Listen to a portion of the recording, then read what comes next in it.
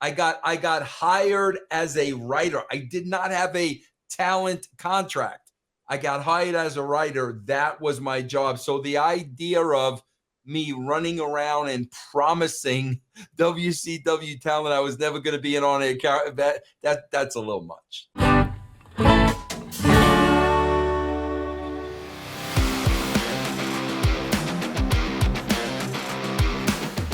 Let's go broing down memory lane. So Buff Bagwell was recently interviewed, by our guy, Sportskeeda's own legendary Bill Apter. And so he said these comments toward the end of the video, toward the end of the interview. The topic of Vince McMahon coming back to the company, and it actually tied into you, Vince Russo. You were referenced, and this is what Buff Bagwell said. Vince Russo came into our company. His big thing was everybody here that runs this company, it goes to their heads, and they try to become stars on their own show. So Vince Russo at the beginning, if you remember, he was never on TV. He had the twin brothers, the Harris brothers, the twins. He had them on camera, and it was Vince Russo's voice. Right. He promised all of us one-on-one, all the top guys, that he would never be on TV. From that first interview, it was a few weeks later, and he was all over TV, wearing an NWO shirt and beating everybody up with Sting's bat. He said when Vince Russo came into our company, his big thing was everybody here that runs this company, it always goes to their heads. They try to become stars on their own shows. So Vince Russo, in the beginning, if you remember, he was never on TV. He had the Harris brothers, the twins. He had them on camera, and it was Vince Russo's voice. He promised all the top guys that he would never be on TV. Can I just stop you right there? Indeed. No, let him finish. We got to break this out. First of all, let me say this. I love Buff. I love Buff. I'm a big fan of Buff. I don't think he's saying this in a vicious way. Bro, listen, two things with wrestlers, okay? Number one, and this isn't just wrestlers. Bro, as we get older, we forget a lot. I've forgotten a lot. That's number one, okay? Number two, wrestlers like to embellish. Okay, so let me address the first 3 months I was in the company. I was doing the George Steinbrenner Seinfeld gimmick. That was Kevin Sullivan's idea. That wasn't even my idea. That was actually Sullivan's idea. So we ran with it. All you did was hear my voice. That's a good idea. Yeah, bro. Listen, never did I have any want to ever be on camera. So him saying that I went around and promised every talent that I was never going to be on camera, those first 3 months, bro, it wasn't even on my radar. I got hired as a writer. I did not have a talent contract.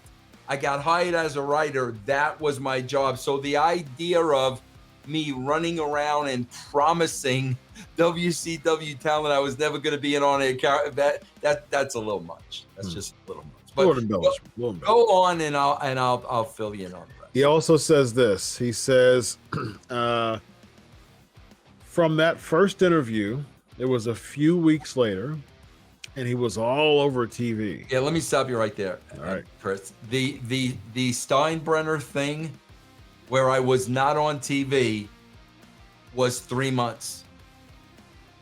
Then I went home for 3 months. So now there's a 6 month period where I was running around on TV. No, bro, the first 3 months I was not on TV. Then I went home for 3 months. So his timeline is a little bit off. Go ahead and finish. Wearing the NWO shirt Never and beating wore- everybody never up. wore- Oh, yeah, when I saw that, I Chris was like, never wore an NWO What? shirt in my life. I never owned an NWO shirt, was never associated with the NWO. Bro, listen, if somebody can find a clip of me wearing a NWO shirt, then I am the biggest liar on the I'll give you $500 if you can find me a picture of Vince Russo. No, there was no NW. When I saw him say that, I was like, okay. Now, a lot of people call me a wrestling historian because I know I'm pretty good with dates. Vince, you put me over a lot when it comes to dates. Yes, no. I watched every single episode of Nitro. No. I don't recall not one episode. Now, I could be wrong. I'm always open for constructive criticism. Right. I'm all for it. Right. I could be wrong. I don't recall one episode of, quote, wearing the NWO shirt and beating everybody up.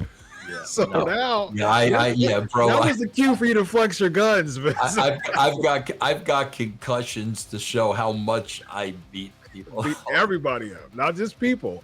Everybody. He had the stick. Come on, he did have the stick. Oh yeah, no, absolutely. I used the bat a couple times. I got heat with the bat a couple times. Yeah, but the NWO, like never. Yeah. Hold on. Okay, wait. Go ahead. You're telling me not once backstage you grabbed a shirt off the never. You never popped it on. Never, bro. Never. Any coffee on your shirt? Give me that. Never. Shirt on. No, never an NWO shirt ever. And go ahead with the finish, and then I'll finish the last point. He finished it off by saying, so he fell into the same trap he said he wouldn't fall into. So those guys, man, up there, I get it. They want to be on TV and they want to be stars also, just like Vince. No different. Chris, here's the thing. So 3 months I'm there. Kevin Sullivan comes up, we do the voice. Okay, no problem. 3 months I'm not there. Now I come home. Now I come back. Keep in mind, bro, two things happened when I came back. First of all, I came back with Eric. So, bro, I'm pretty sure, I can't remember how it went down. I don't think the suggestion came from me to be on TV. It might have come from Eric. I don't remember, but I do know this.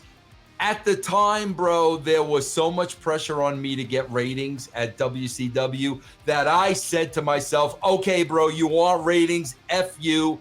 I'll go out there and do it myself. So it was a combination of working with Eric, and I don't know if he suggested it, and then it was a combination of F you. Bro, Chris, my right hand to God, okay? I hated it. I hated it. I hated being an on-air character because, bro, it cut into my job. I was the writer, I was the producer, and now I'm writing and producing for myself. I absolutely hated it, bro.